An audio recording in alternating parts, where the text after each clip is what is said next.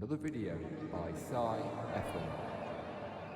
Hello everybody, today's video is about the Ursico Active Stylus pen, which, if you have a look at it, looks very much like the Apple Pencil 2, which is essentially what it is trying to pretend to be. It's a compatible device. It works with all the same iPads as the Apple Pencil 2 does. So that's the more recent ones. So all the latest iPad Pros from the 11-inch onwards. This is a 2020 iPad Air 4.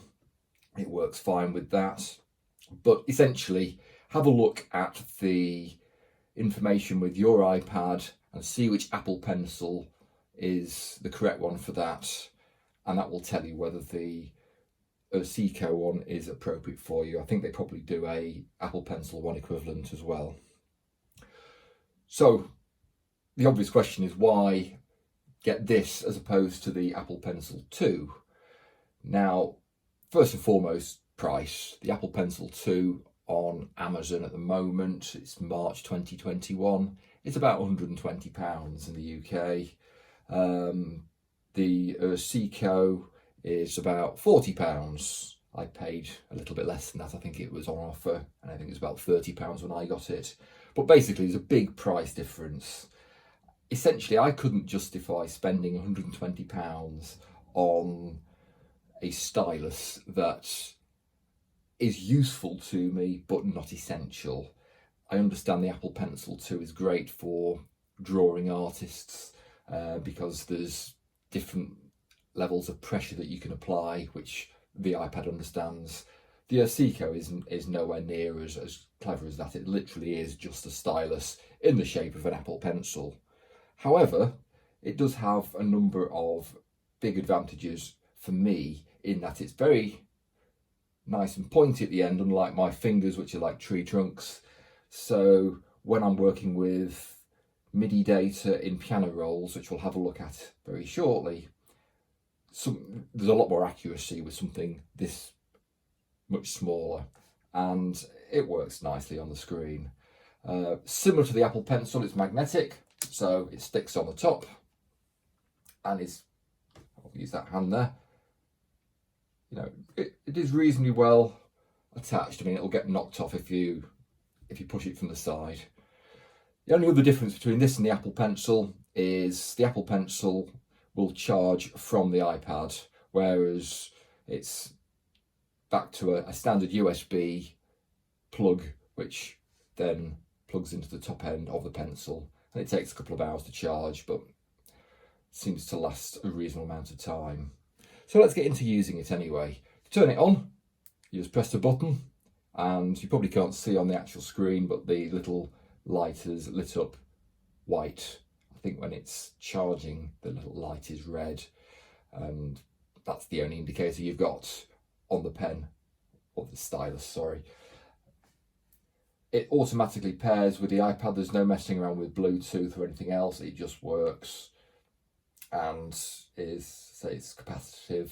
I use a screen protector on my iPad because I'm trying to protect it as much as I can because I'm clumsy, and it works fine. So let's go into AUM. And say just clicking the screen, and it just works the same way that your finger would. Now, the only issue I've had with that is sometimes you've got to hold it slightly longer than you might expect. You can't just jab at it instantaneously and it register. Not every time anyway, but a slightly longer hold and it works. I'm using the original Atom piano roll. I'm aware that today the new version has just dropped. However, we'll use one which I know what I'm doing with at the moment, rather than me blundering my way around a new version. Atom itself doesn't make any sound, so we shall get Phosphor 3 to be our sound source. And you can see here that on the whole, having no trouble getting into apps. You know, you can resize them. as I say, it just works as you'd expect a stylus to. Now this is where I find the stylus is an advantage for me, is actually getting into the very small grids. Yes, you can easily zoom in, but snag is once you're zoomed in, you can't always see enough of the actual sort of number of bars in this case to be able to make sense of. So you sort of end up working with blocks the size of your head, but you can't see where they are relative to anything else. Whereas zooming out, you can see the bigger picture, but you can't always get your fingers into be quite as accurate with placing of notes. So let's shove some notes in. Let's have some C4s and some E4s and do a G3, and you can see this is just working fine. I'm switching between the different options on the screen. Oh, well, let's have a G up here as well. There we go. You know, you can hit the delete key. Quite happily dot other notes in here and there. Let's hit play on the transport. That's a bit loud. But again, just demonstrating, it's very easy to control the options on the screen to achieve what you're trying to. So let me stop that and we'll have a quick roundup. It was only intended to be a very short video. For me, it's a great little stylus. I find it really useful getting into the piano roll on my DAWs, because that's the one frustration I generally have. Trying to stab at these things with a blunt finger doesn't always work very well. It isn't cheap, even at even at a third of the price of the Apple Pencil. It's still £40. So yes, you might be able to pick up one of the little ones with squidgy ends on. They seem to give away left, right, and centre a few years ago. But this is quite accurate, and I find that helps.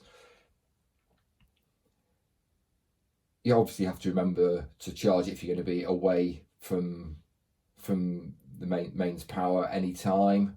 I think it gives a battery life of about 18 hours usage or something. It's something crazy. I've charged this once and not recharged it yet. I've used it quite a lot. And I say it just works. Now, I've purchased this myself. It's not a sponsored video. I've not been asked to make this video, and I just thought it's something which I'd ummed and ahed about getting in the past, and it's been beneficial to me, so I thought I'd share the experience just in case that will be useful to you. I'll leave links for this pen in the UK Amazon store down below the video if you want to have a look. If you've got any questions, please ask in the comments and I will try and get back to you. Please like the video if you found it useful, and subscribe for more content. I shall see you in the next one. Thanks very much.